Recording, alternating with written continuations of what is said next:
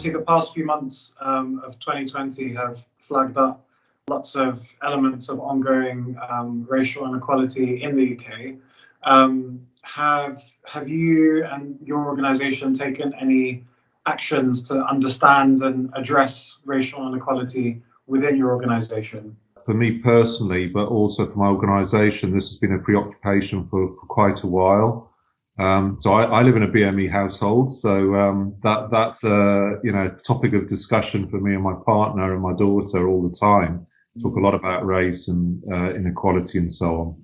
For the organisation, one of the things we've been trying to do is to make sure that in terms of people who are employed by us or who we have contracts with, that they reflect the community that we serve. And so we have been for quite some time underrepresented in terms of BME workforce. Certainly if we look at the demographics in our schools, we can see that 30% of that population is BME, and they're the new generation coming forward.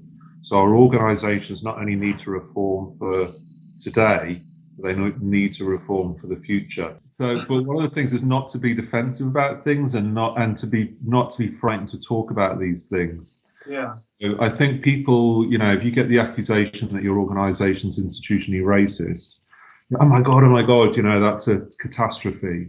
Yeah. Whereas actually just say, well, yeah, maybe it is. Maybe there are things about how we are. We just need to change it. We had invited an organisation called Global HBO to come in to work with us in terms of looking at, what's the Black experience in our organisation. And one of the things I asked them to do was not just to give us a document which just said, we've looked at your organisation and you like this. Here's a report, and you need to respond to it. Is to say, well, actually, I know when on issues like race, gender, homophobia, all those things, sometimes it's unconscious bias. Yes, they can be deliberately discriminatory, but what we need is you to work with us and to work with our teams to work on an action plan. So it becomes a co-produced thing with our staff, and it's collaboration, because sometimes this stuff is challenging preconceptions that we've grown up with as children, which is society. One of the other things we've had is for a long time we've had a BME workers forum, and it's to support those as being an authentic voice across all of our staff, ranges of our staff groups, to be able to articulate what people are thinking, what they're experiencing.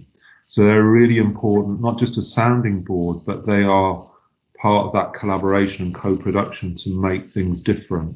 So the council's done a couple of things. So one, it's adopted an anti-racism strategy, and I think I would hope we were always anti-racist in attitude, but I think sometimes it's helpful for people to articulate it again. For it to be explicit. The councillors have been great in my view. They recognise that there are no BME councillors really on the council, so they've advocated for saying let's have some BME people who are independent persons who can sit on some of our major committees. There are really talented people in our BME communities out there. It's a case of reaching out to people. So now we have 2 representatives, one on our most senior committee, the Policy and Resources Committee, to help councillors reflect on when they're making big decisions. Just by asking the questions, sometimes they raise the issue and they make people think differently. For the future for our city, harnessing all the talents within it, that's what makes cities fantastic, that make us thrive.